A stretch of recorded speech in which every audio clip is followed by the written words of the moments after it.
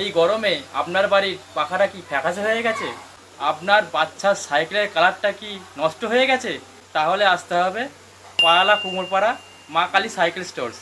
Spray painting, রং oiling, পাখা রং সমস্ত কাজ করে দেওয়া হয়। একটু হাতে সময় নিয়ে দিয়ে যাবেন, সঙ্গে সঙ্গে না হলেও যত্ন সহকারে করে দেওয়া হবে।